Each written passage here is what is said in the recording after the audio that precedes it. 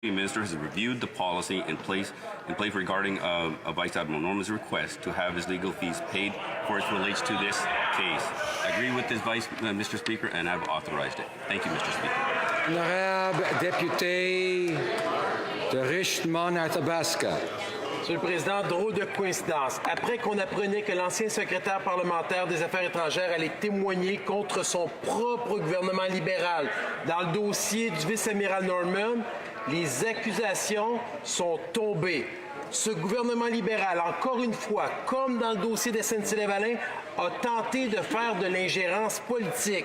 Et quelle a été la stratégie de l'entourage du premier ministre? Salir la réputation du vice-amiral Norman. Qu'a caché le premier ministre aux Canadiens et Canadiennes? Bravo. Honorable ministre de la Justice. Monsieur le Président, la directrice des services de poursuite pénale au Canada a bien dit aujourd'hui, comme elle l'a dit au mois de février, qu'il n'avait pas d'influence de l'extérieur ni dans le moment où la décision a été prise de poursuivre l'admiral Norman, ni durant le procès, et ni aujourd'hui dans la décision de suspendre les procédures. Donc, Monsieur le Président, c'est clair qu'il n'y avait pas de l'influence et que le système a fonctionné comme il faut. Honorable député de Richmond-Athabasca.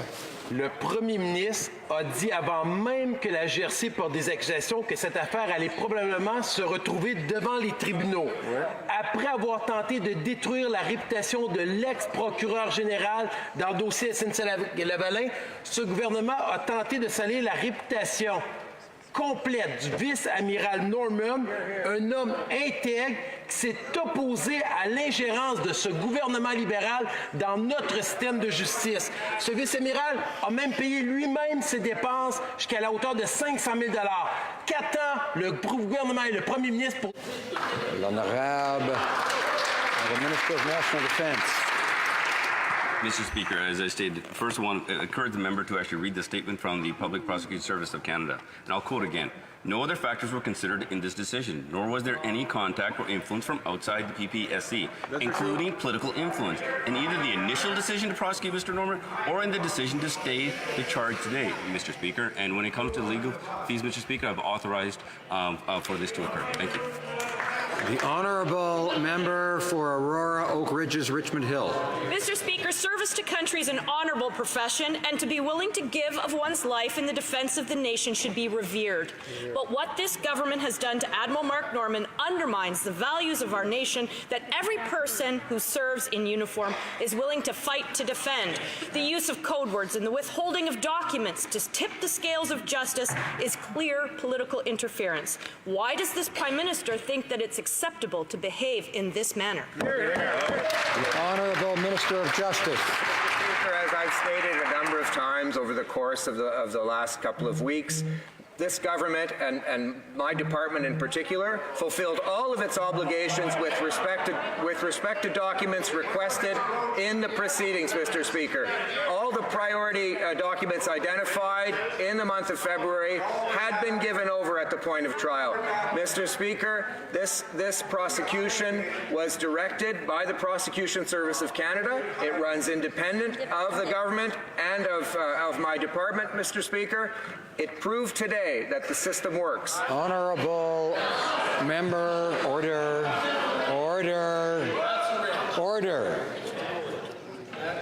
The Honourable Member for Aurora, Oak Ridges, Richmond Hill. Mr. Speaker, this Prime Minister is unwilling to admit that politically interfering against a man whose only desire was to serve Canada honourably was wrong. There are many members on the other side, including in Cabinet, who serve this country in uniform. We swore an oath to serve and defend this nation and the values for which it stands.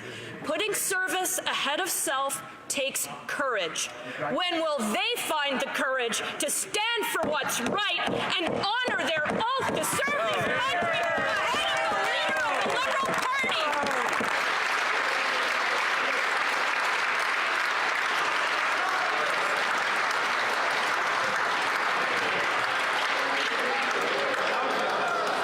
Order. The Honourable Minister of National Defence. Order. Now she's back. Mr. Speaker, I'm thankful for all the members who serve our Canadian Armed Forces, our veterans as well, including all members in this House, and should not compare one service over another, regardless of party affiliation, Mr. Speaker, and we honor that, Mr. Speaker, and our defense policy makes sure that it's fully funded, and we're going to be focusing on looking after our people. We have increased our defense spending by 70%, Mr. Speaker, and putting a premium on looking after them and their families. Thank you, Mr. Speaker. Honourable member for Timmins James Bay. The government's witch hunt against Vice-Admiral Norman has collapsed, but has exposed the ruthlessness of a Prime Minister who was willing to destroy the career of a naval officer who served this nation with distinction. Why? Because he raised questions about a lucrative pork barrel deal on an important naval deal. So what we've seen is the shocking lengths this Prime Minister will go to interfere in the legal system to help cronies of the Liberal Party, but to attempt to destroy an Admiral's career is way over the line. I'm asking the Prime Minister to stand in this House today to apologize to Vice Admiral Norman and his family. The Honourable Minister of Justice. Mr. Speaker, as the honourable member well knows, the RCMP, which did the initial investigation, operates independently of government. The Public Prosecution Service, which looks at the evidence gathered by the RCMP and decides whether to lay charges, which proceeds with the prosecution if it decides to proceed, and then in this case decides to stay the proceedings, also operates independently of government, independently of my office, independently of the Prime Minister's office. And the Director of the Public Prosecution Service stated that today, as she stated in February, that there was no outside... The Honourable member for Timmins James Bay. Oh, he left out one important point. It was a star Liberal MP, a former decorated general, who stepped forward and was willing to testify against this Prime Minister and his own government over this harassment of Admiral Norman. So this is much bigger than defending the cronyism of the Liberal Party of Canada, which the Attorney General has been defending as of late. This is about the rule of law in Canada. So why is the Prime Minister refusing to stand up, to apologize to Canadians, to explain himself, and to launch an independent investigation into the behavior of his government?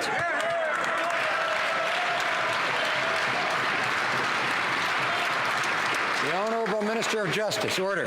Mr. Speaker, the only thing I agree with the honourable member's statement is that this is about the rule of law in Canada. And indeed, the rule of law in Canada, Mr. Speaker, functioned very well.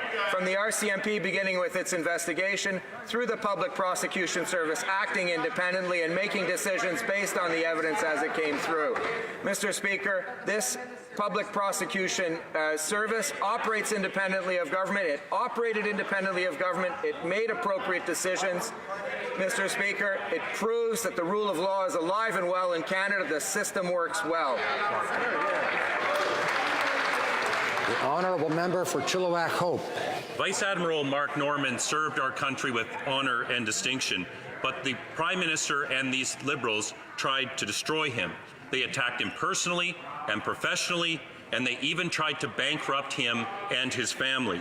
Now the Prime Minister needs to start to make amends, and that starts by issuing an apology. So will the Prime Minister finally apologize for all that he's done to Vice Admiral Mark Norman? Honourable Minister of National Defence. Mr. Speaker, I encourage the member to actually read the statement from the Public Service of Canada, which confirmed today that every decision made was completely independent. And I'll have to quote again from no other factors were considered in this decision, including political influence, Mr. Speaker, and any accusations otherwise are absurd. Thank you, Mr. Speaker. The order. The Honourable member for Chilliwack Hope. It is unbelievable that this Prime Minister can't bring himself to apologize for what he's done to Vice Admiral Norman, a man who has served our country with honour for decades. The Prime Minister seems to have no problem apologizing for the actions of others, but when it comes to his own bad conduct, sorry seems to be the hardest word. Why did this Prime Minister have no problem apologizing to a convicted terrorist, Omar Khadr, but can't bring himself to apologize to Vice Admiral Norman for the damage he's done to his career, his family, and his reputation?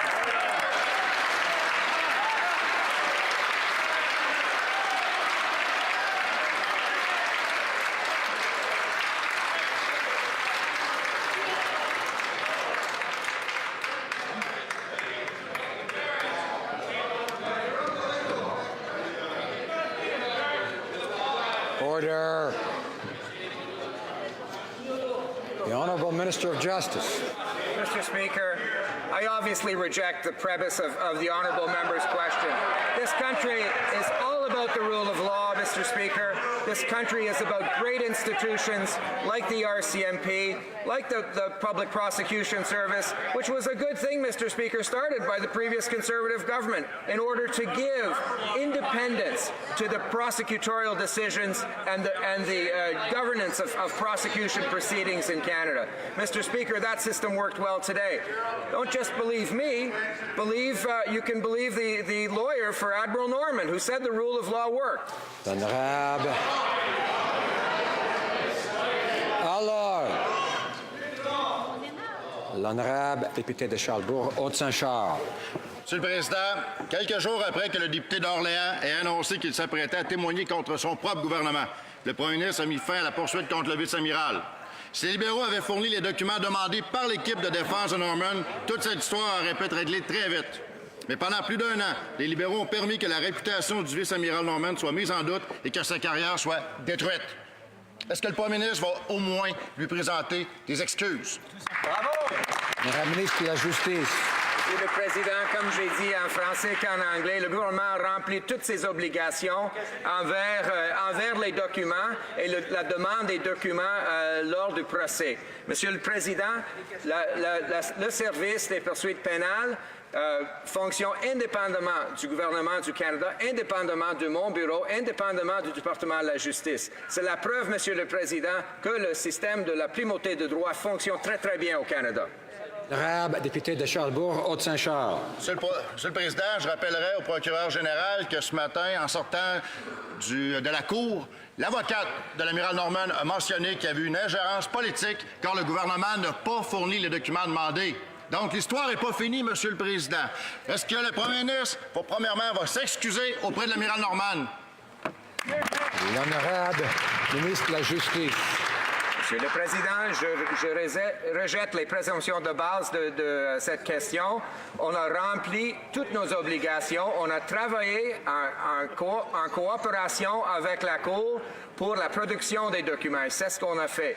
Pour les décisions qui ont été prises par la directrice du service des poursuites pénales, ce sont des décisions indépendantes de n'importe quel gouvernement et c'est elle qui a dit aujourd'hui, comme elle a dit au mois de février, qu'il n'y avait pas d'influence politique. The Honourable Member for Vancouver East. The Prime Minister is creating 2 classes of refugees in Bill C-97 to pander to the right. Facing backlash, the government emailed Liberal MPs saying that no